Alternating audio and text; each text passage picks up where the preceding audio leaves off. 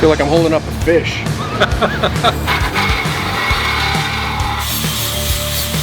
Just so you can hear all of the bald eagles. I love honeycombs. One of my favorite cereals is good. Delicious. Wow, it sounds f***ing mean though.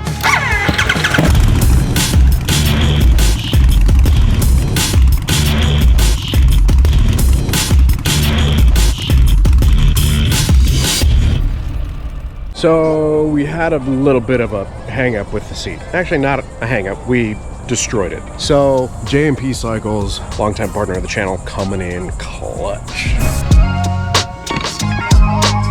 Seriously, this place has helped me out in a pinch so much. They've got freaking everything that you need. The fact that we can just walk in here and grab a Saddleman step-up seat and tuck and roll like we wanted, amazing. Helmets, they've got clothing, they've got boots, rain gear, they've got grips, mirrors, all sorts of different fittings, highway pegs, foot pegs. They have all sorts of lighting, tools, speakers, spark plug wires, exhaust gaskets, baffles.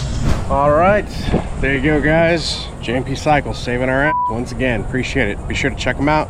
jpcycles.com. Links and all this stuff in the description below.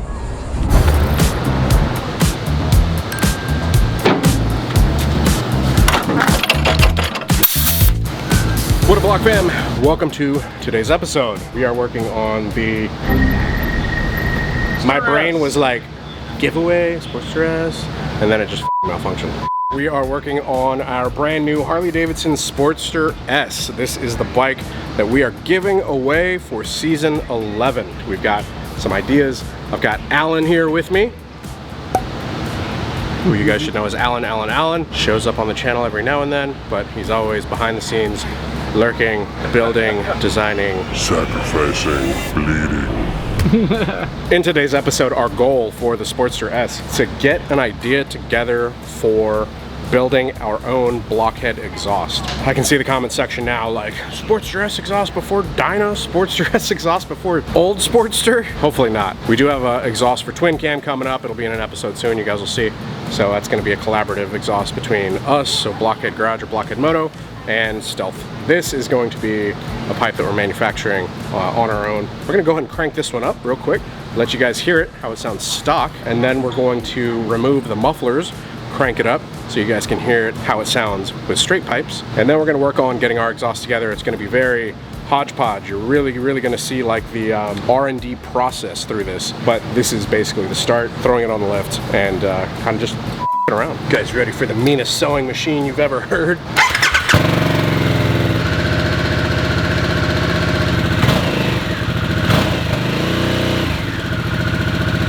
We don't want to get it too hot because we're literally going to work on it here in just a second. Getting all this stuff off, we're going to kind of walk you guys through the process of our idea, and yeah, let's go from there.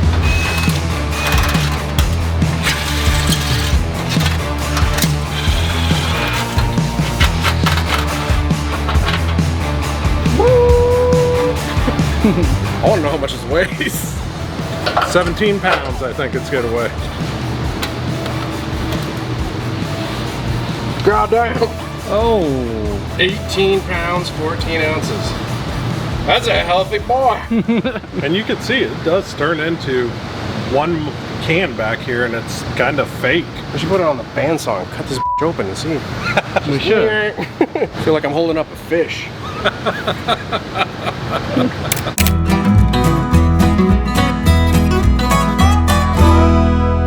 This is a terrible idea. Do not do this at home. No, like this rear pipe is so f***ing short. Normally, like if you run straight pipes on like an M8 or anything like that and you just take the mufflers off, usually the pipes are going to like at least here. But that is literally coming right out of the head. I'm gonna be curious if this one sounds like whenever you start a bike without exhaust on it, where it's like sounds like bubbles, like.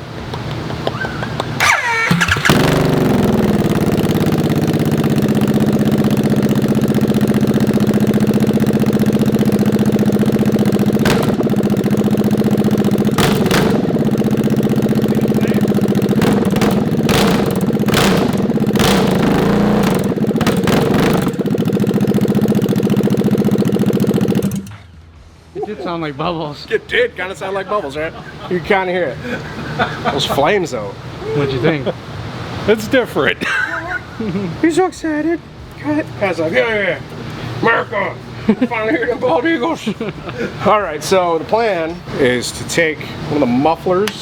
So we've got the pie cut turnout that we use for the M8, both softail and touring. And I think what we're gonna do is we're gonna have it like kind of turned down. We've got a few of these on order on the way with no badging and no rear exhaust mount. Because this one, the way the exhaust mounts, or the muffler mounts rather, is gonna be through here. So we need kind of like, almost like tank ears, right? Like the way the tank ears come off when it goes through. Use the same piece. So you got a welded nut on the back, the bracketry, bolt goes through there. It's For mock-up, we'll probably cut it off and just tack it to that can. Yeah. So we can just go ahead, cut this one off, cut that one off, boop, boop, boop. For you guys out there that might have a Sportster S, we don't necessarily want you to have to change this part, right? Because it is part of like the design with the exhaust in mind. It's actually heat wrapped and everything. So rather than being like, okay, cool, buy our exhaust and you also have to change like your little seat cowl, we're thinking of just having it like in here like this, which I think looks great. You back here with the honeycomb. I love honeycombs. One of my favorite cereals is good. Delicious. I don't remember honeycombs having a toy. You got the bootleg one, dog.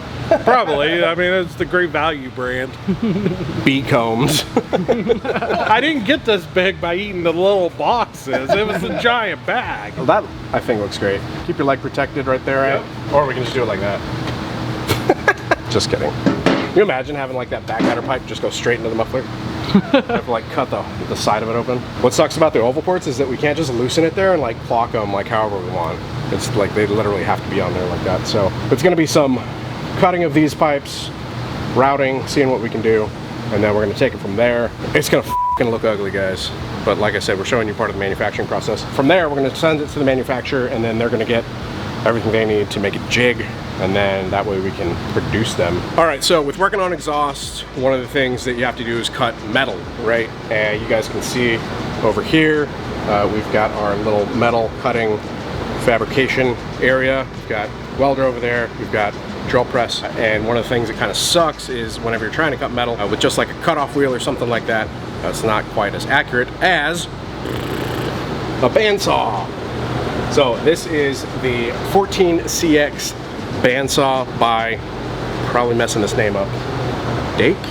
This is available at Northern Tool. So pretty good partnership with Northern Tool. We met them through Sons of Speed, which is the vintage motorcycle racing with Billy Lane. I actually hit up Billy Lane and I was like, yo, what's a good bandsaw? I think he recommended like 4 or 5 of them. Went ahead, got this. Alan set it up this morning. You get the bandsaw, comes all together. You pretty much only have to install the table, put a blade in it, few adjustments, you could be running within an hour. Well, it's definitely manufacturer quality. Just this deck here alone isn't stamped sheet metal. This is a piece of cast steel and it weighs 50 pounds alone. In here, you've actually got a kind of like a tension gauge, right? Yeah. It shows you the tension of the belt. You have what size blade you're running and just follow your air until you get to that size blade. One of the things that always is a challenge with a bandsaw is, okay, you tensioned it, but now you're running it. You never know if it's loose until you throw the blade in. Well, it has a clear window here where you can still see your tension at all times. If you have a high backstop, if you have something that needs to hang over, now you have a low backstop. Here we do have to Still adjust the dimension readout. Yeah, you gotta zero that out. And then obviously, so you're not putting too much flex on your blade. If you need to adjust the height, you can adjust the height there, tighten back up. This also goes up to 45 degrees on the tilt. So if we want to do pie cuts, then it hard stops to 90 every time. It actually has a hard bolt here, so release it and it falls right back to your 90 position. On this, it has digital speed readout. It's very important to look in your manual. They'll give you recommended speeds, because if you run the blade too fast or too slow for what you're using, you'll end up destroying the blade. So Alan has his safety squints on, which are from Heatwave. I was just about to say, those are dope. Yeah. Where'd you get those? Heatwave. Gotta use that Blockhead code. You guys can save 10% off of Heatwave Visual using coupon code Blockhead10. Oh yeah. So, let's cut some shit. Justin wants to cut it.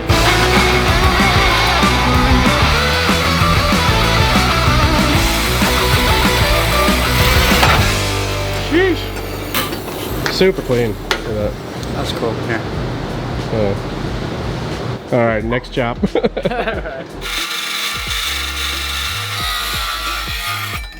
Time to start fitting it back together. That seems legit. Have it like this, just so you can hear all of the bald eagles. Yeah. All right, guys, so we're gonna hit a stopping point because it is closing time. We got a bunch of dogs here. So, dogs.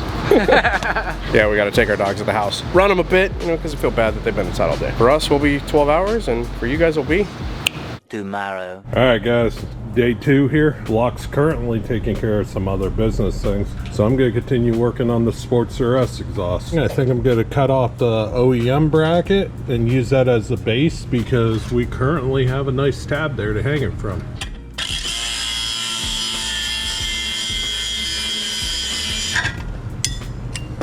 All right, so we have the bracket we need.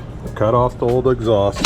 Cut our current mounting gear off. Our turnout. Time to start hanging things. A lot of people always will tell you that's not the right tool for the job. Part of a socket rack, the right tool for the job here? Absolutely not. But it's what I have. Do what you have to do to make it work. All I'm trying to do is get a straight line off this pipe to follow up for where to mount our can. Is this proper? No, but it's not dumb if it works. So all my brackets I was adding was just to kind of mock up where the can would be and establish the look I was going for. I'm gonna have to come up with a collector for in here. We don't have anything at the moment, so I'm gonna head to the boneyard. We have all these factory takeoffs that can be cut up for random parts. I've already picked through the boneyard, and I think I'm taking my collector from right here. I'm hoping to gain these 2 straights and this collector here so I can insert it here. So out of that whole head pipe, all I wanted was this piece. What I'm going to start doing is playing connect the dots. So we're starting to come together. Welds aren't pretty right now, but we're just trying to get some stuff tacked up. So right here, we're 2 1/4 inch going into our cans. I can't find any at the shop, so it looks like this is going to be a parts store run just to make up this last little section. And then we can start welding it out and see how it sounds. A few moments later. Back from O'Reilly's, got a nice little reducer. Gonna fit it in between our collector and our pipe, and that should do the trick. That's what you use for creating exhaust. Zip ties and 2x4s. It's only dumb if it doesn't work. All right, so reducer pipe that we scooped works. Gonna go ahead and tacky.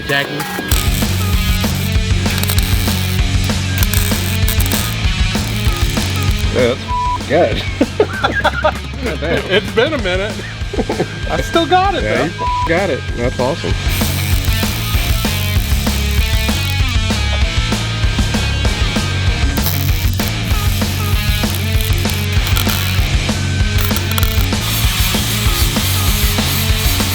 All right, so we've got it welded up good enough, grinded down to make it a little prettier. Not professional welders. Not whatsoever. And public service announcement, be safe. Yeah, metal gets hot whenever you're welding it. We're gonna go ahead and weigh this one, see what we're looking at in terms of weight difference. 6 pound, 1.5 ounces. What was it, like 18 pounds, 14 ounces, I think? Once again, great weight savings and opening up flow on the bike quite a bit. So, Next step is put it back on, and then we get to do a sound test. hell yeah.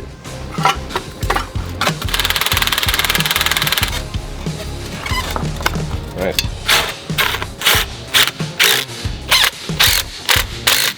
Shoo. Yeah, that looks cool. That's not the final, guys, but think of this being all stainless now. Burns in, it's gonna be that like bronzy gold, kind of like it is here, right? So it's all tightened up. There shouldn't be any holes. We spot checked it. V-bands are tightened down, gaskets are good. Should be good to crank, and we'll hear what it sounds like. Alan's gonna do the honors.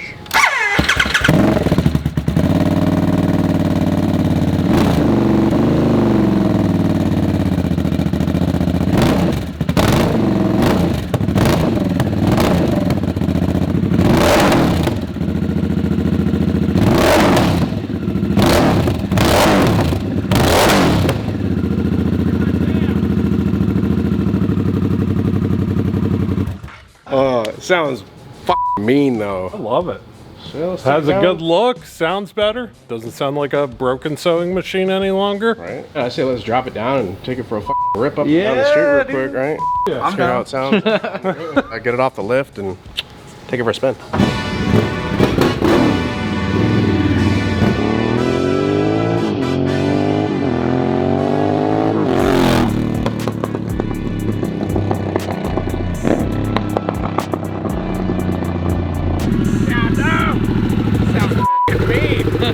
Much better, dude. Holy shit. I'm almost sad that we're giving it away now.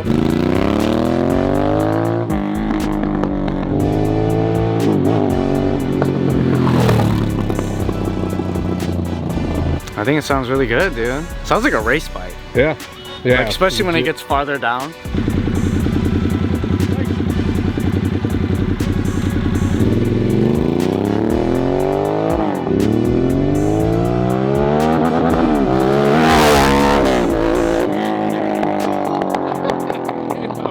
So rev limiter sounds like.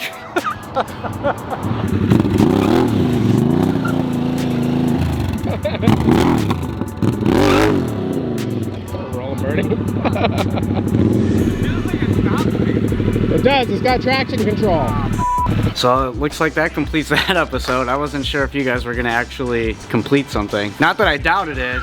Not that I doubted it. Fired here. Not that I doubted it. It just seemed like a whole lot to do in like A day.